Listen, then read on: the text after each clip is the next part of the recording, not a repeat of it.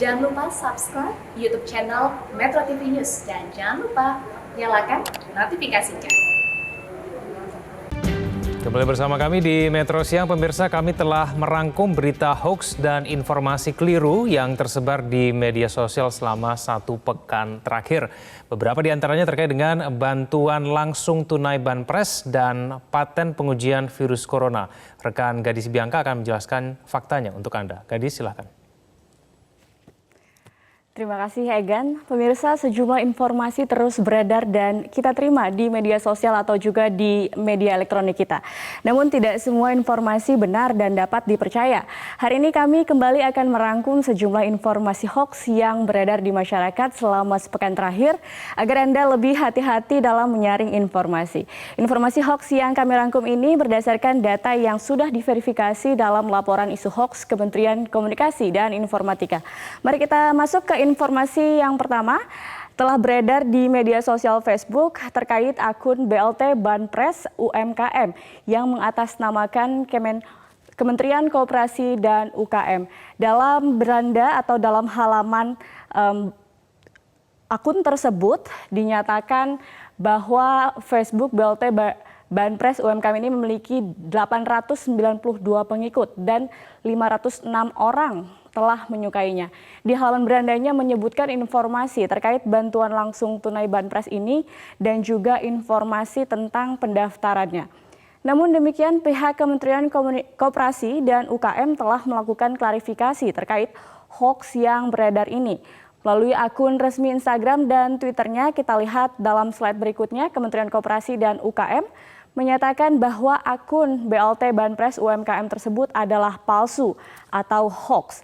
Hingga saat ini Kementerian Koperasi dan UKM tidak membuka pendaftaran untuk bantuan langsung tunai secara online, melainkan program Banpres Produktif Usaha Mikro ini diusulkan oleh masing-masing Dinas Koperasi dan UKM di daerah dan lembaga yang ditunjuk seperti koperasi dan juga perbankan.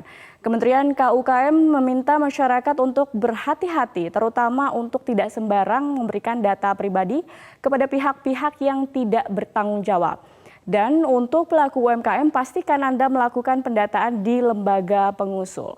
Kita beralih ke informasi hoax lainnya. Pemirsa, beredar sebuah gambar dengan informasi bahwa pesawat Hercules milik TNI AU jatuh di Papua membawa 100 prajurit jatuh di Papua pada tanggal 9 November 2020. Itulah bunyinya, dan dalam unggahan gambar tersebut dinyatakan ada 10 anggota TNI meninggal dunia dan 4 orang lainnya terluka. Ditulis lengkap dengan nama prajuritnya.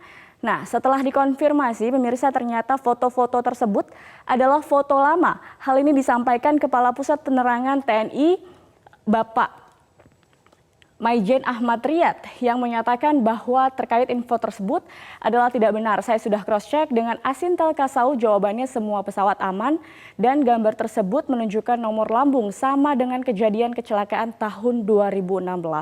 Senada dengan pernyataan dari Kapuspen TNI, Marsma Budi Ahmadi dan Lanut Silas Papare Jayapura juga menyatakan bahwa informasi tersebut adalah hoax. Pemirsa, foto-foto semua itu tidak betul dan betul sekali itu adalah foto-foto lama.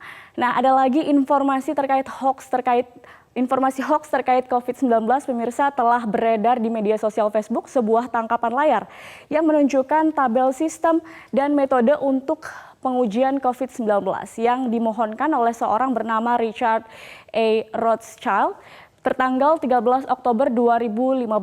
Narasi dalam unggahan ini kemudian menggiring opini bahwa paten terhadap pengujian virus corona ini sudah dipersiapkan dan disangkut pautkan dengan keluarga Rothschild, salah satu keluarga yang paling berpengaruh di dunia perekonomian global.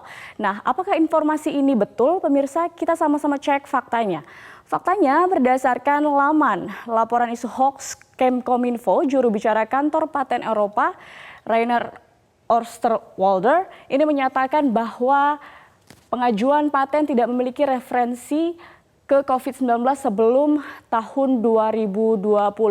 Dalam pernyataannya, Osterwalder juga mengatakan kepada AFP aplikasi paten tidak memiliki referensi COVID-19 sebelum tahun 2020 dan dalam situs web pencarian paten SJPNet paten Rothschild sebelumnya memang telah diajukan pertama kali pada tahun 2013 untuk metode memperoleh dan mengirimkan data biometrik.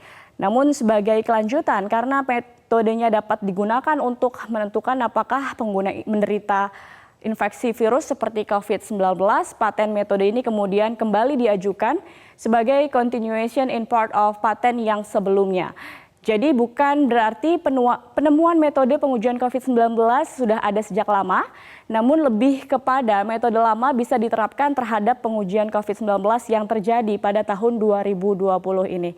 Sementara setelah dikonfirmasi paten Rothschild tidak ada sangkut pautnya dengan Rothschild & Co. dan keluarga Rothschild sehingga informasi ini keliru pemirsa atau disinformasi.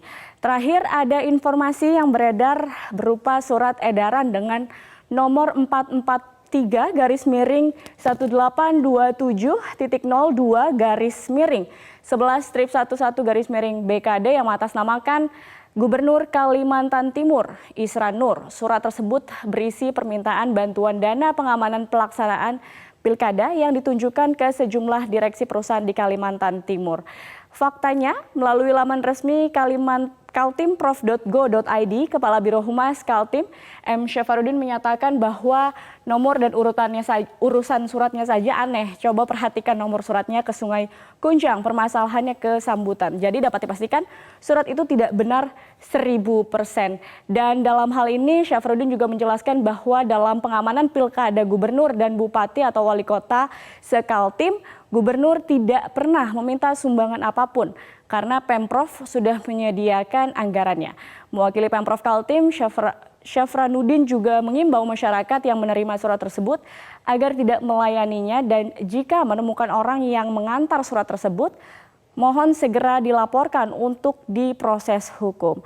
Demikian rangkuman cek fakta isu hoax pekan ini. Pemirsa, Anda bisa menyaksikan rangkuman cek fakta selama sepekan setiap hari Jumat di Metro Siang. Ingat, selalu saring sebelum sharing. Kembali ke Anda, Egan. Baik, terima kasih atas informasinya Gadis Bianca.